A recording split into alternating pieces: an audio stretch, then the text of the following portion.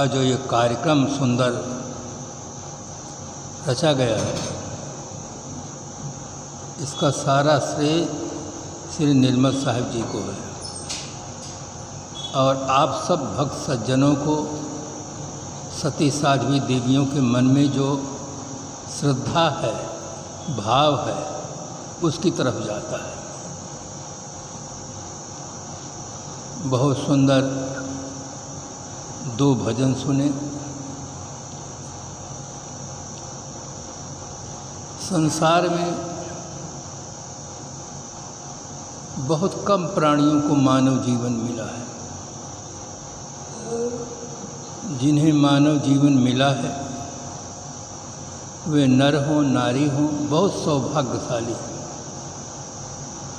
क्योंकि मानव जीवन ही वह जीवन है जिस जीवन को पाकर हम भजन, भक्ति, सत्संग, सेवा, स्वाध्याय, साधना के द्वारा मन स्थित को निर्मल बनाकर दिव्य जीवन जीने का सौभाग्य प्राप्त कर सकते हैं।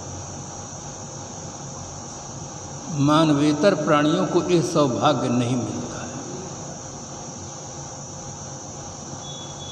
इसलिए सभी व्यक्तियों को हर संभव प्रयास करना चाहिए। अब की बार जो होए चुकाओ, कहाँ ही कबीर ताकि पूरी दाम। अब की बार मनुष्य शरीर पा करके जो सब वासनाओं, कल्पनाओं को छोड़ देते हैं, चुकाव कर देते हैं, समाप्त कर देते हैं, उनका पूरा दाम है। यही अवसर नहीं चेतो प्राणी, अंत कोई नहीं तेरा। मनुष्य शरीर पा करके जो चेत जाते हैं, अपना कल्याण कर लेते हैं, वे बहुत सौभाग्यशाली प्राणी। और इस दिशा की ओर प्रेरणा देने वाले विरत विवेक संपन्न संत और गुरु होते हैं, और कोई नहीं होता। संत और गुरु ही हमारे परमार्थ पथ के रक्षक हैं। वही हमें सुंदर प्रेरणा देते हैं, आत्मसत्ता का बोध देते हैं। जन्म जन्म की जो भूल है वो मिटा देते हैं।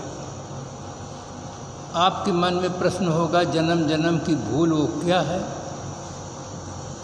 शरीर को मैं मानना, ये जन्म जन्म की भूल है।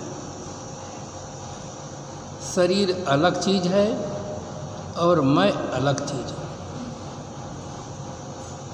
मकान अलग चीज़ है और मकान में रहने वाला आदमी अलग चीज़ है। मकान में रहने वाला आदमी दावा करता है कि यह मकान मेरा है, किंतु आज तक किसी मकान ने दावा नहीं किया है कि यह मालिक मेरा है। मकान जड़ है और मालिक चेतन। आप दावा करते हैं कि मेरे सिर में दर्द है, मेरे पेट में दर्द है, मेरे पैर में दर्द है, किंतु शरीर दावा नहीं करता है कि मैं शरीर में दर्द हूँ, मैं पैर में दर्द हूँ। ऐसा नहीं दावा। आप चेतन हैं और शरीर जड़ है। ये जन्म जन्म की भूल हमें सद्गुरु और संत मिटाते हैं। इसलिए सद्गुरु श्री विशाल साहिब जी ने एक ही पंक्ति में बहुत सुंदर समाधान दिया, करे गुरु भक्ति ज्ञान धन लूटे। गुरु की भक्ति करने से व्यक्ति को ज्ञान रूपी धन प्राप्त होता है। संसार में 2 प्रकार का धन है। एक धन है रुपया, पैसा, सोना, चांदी, हीरा, मोती, और एक दूसरा धन है ज्ञान रूपी धन। जिस धन को व्यक्ति प्राप्त कर करके संसार शरीर से सदा के लिए मुक्त हो जाता है। वो ज्ञान रूपी धन है। ज्ञान रूपी धन जब व्यक्ति प्राप्त कर लेता है तो उसका जीवन सद्गुणों से सुशोभित होता है।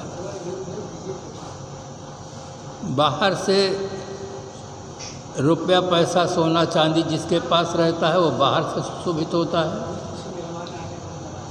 और जो व्यक्ति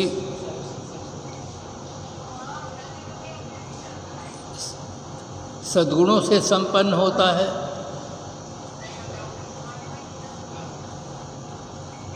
वो भीतर से सुखी होता है और उसका जीवन सुखमय होता है। दोनों धन की ज़रूरत है।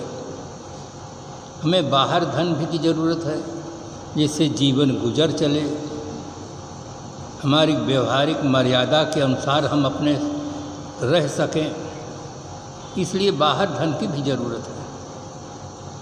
अब भीतर धन की इसलिए ज़रूरत है कि उसके बिना आदमी का मानसिक स्थिति निर्मल नहीं होती।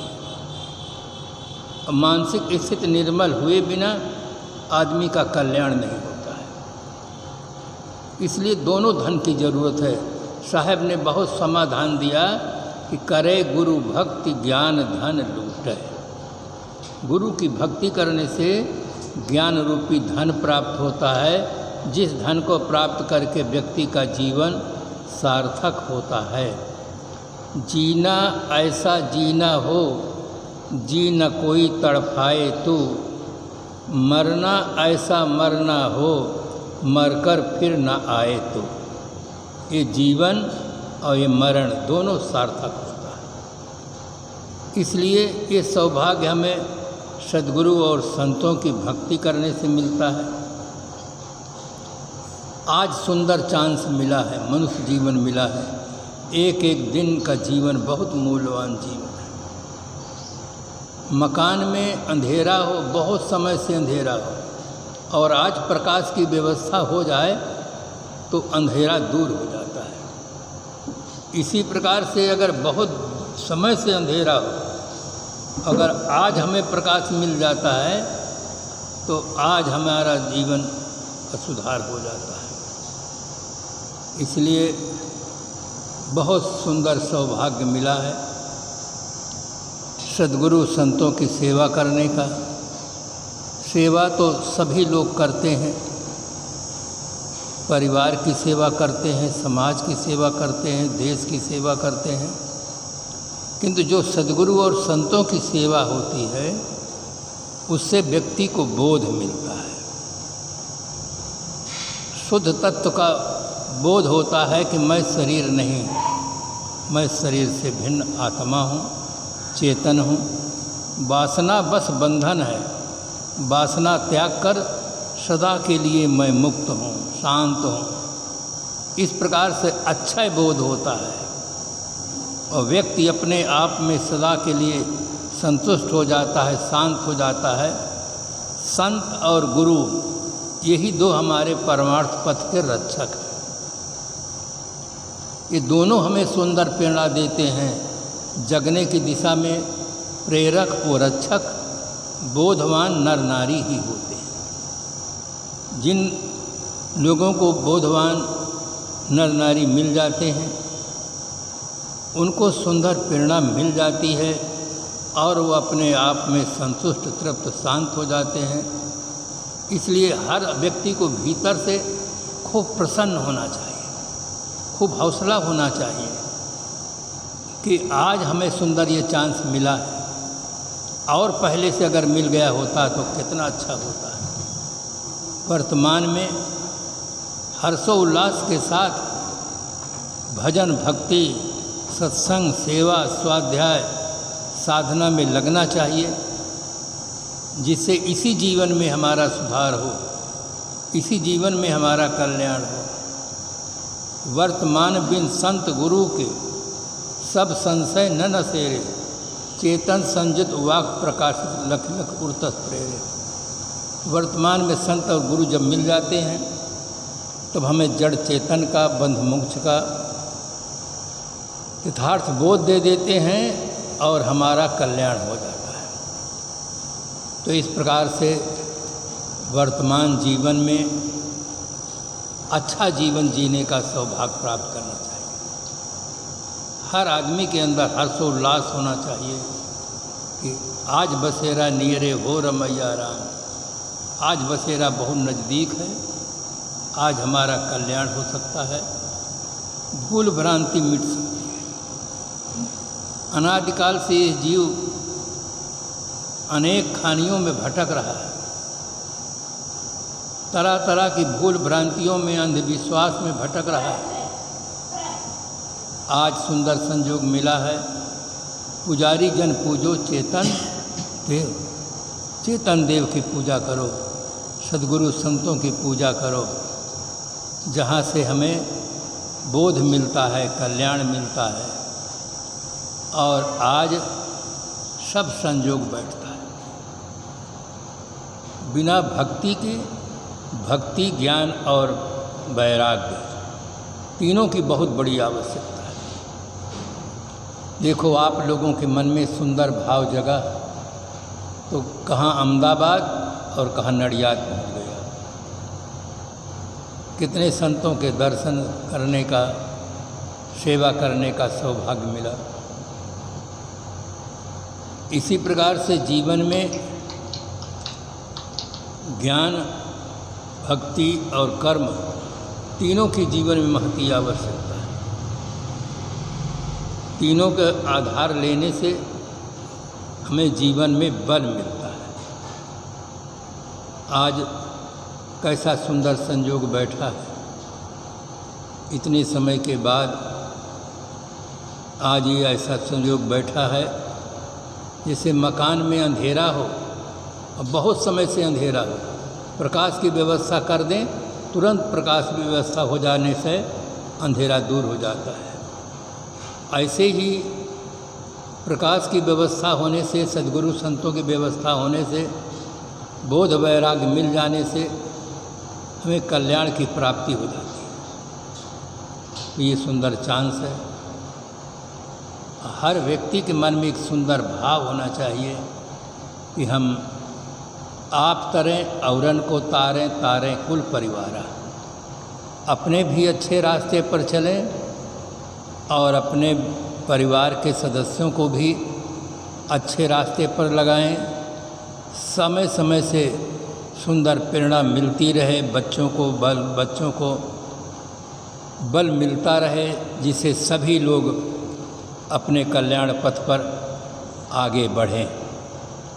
और ये चांस केवल मानव जीवन में मिलता है और किसी जीवन में नहीं मिलता है। आप सब बहुत सौभाग्यशाली हैं,